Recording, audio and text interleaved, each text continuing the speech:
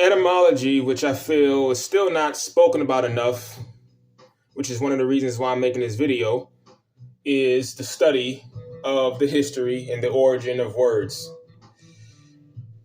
And when you engage in etymology, you may find that the word spirit is synonymous with breath. And so the very act of breathing or being able to breathe means that you have a hidden power, which is similar to the wind or the breeze.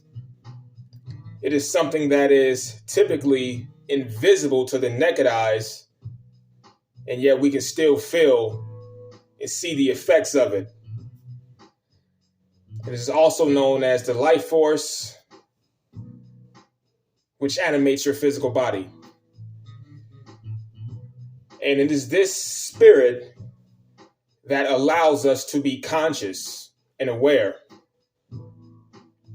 Even during your sleeping states, when you are asleep, you still have, if you notice, you still have the capacity to be conscious and aware, which is why we're able to dream, astral travel, and go on all these different adventures, which can feel very real.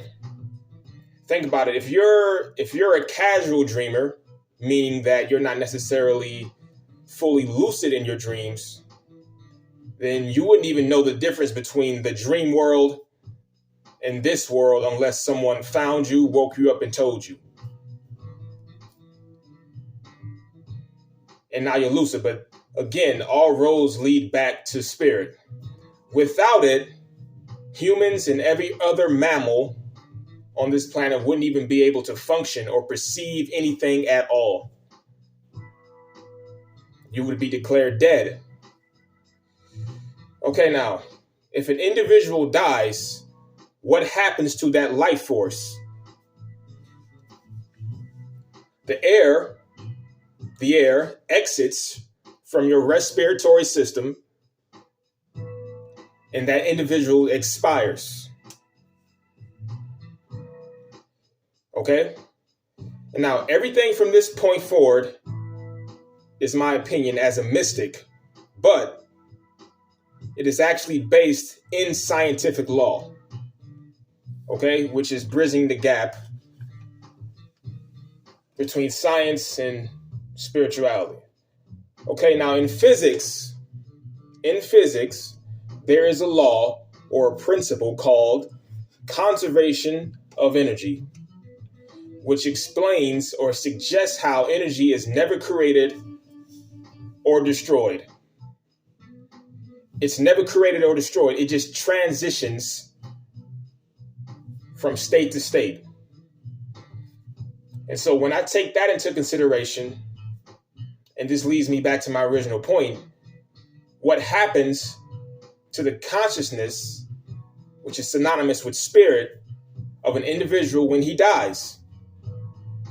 Well, in my opinion, all of the records that you've been able to accumulate in this life, with your awareness, with your knowing, with your experience, incorporates itself back into the source from which it came. And that source being the Most High, God or deity. I believe the universe and every single one of us are existing inside of the mind of the Most High.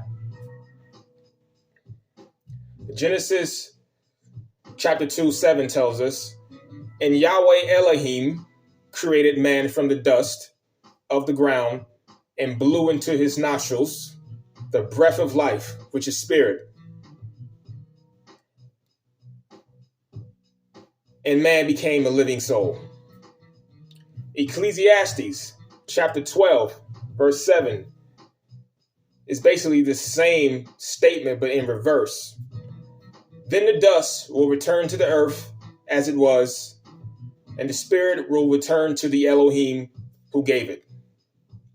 Hence, the conservation of energy law comes back into play, dealing with our spirit or our consciousness being something that never dies. but it transforms into a different state, made plain. Okay?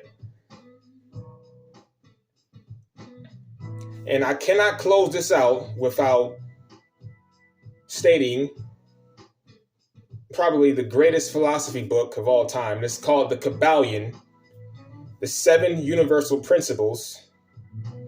Nobody knows exactly when it was written, but it came out of ancient Egypt and Greece. And it is attributed to a man called Hermes Trismegistus. There's much debate on whether or not this person was an actual person. There's much debate on that, but nevertheless, we have it today. It is very available. You can get a copy if you want. I'm actually going to read the first law. It's called the law of mentalism.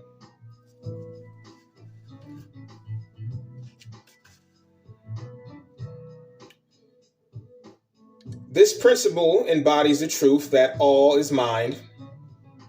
It explains that the all, which is the substantial reality underlying all of the outward manifestations and appearances, which we know under the terms of the material universe, the phenomena of life, matter, energy, etc.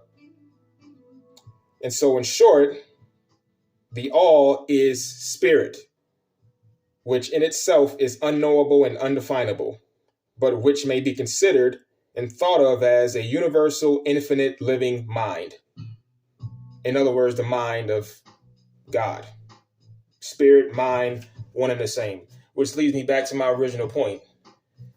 If you have not read this book, I highly suggest you look into that. But leads me back to my original point. Consciousness is the conduit of spirit. In other words, it is the channel which allows spirit to express itself.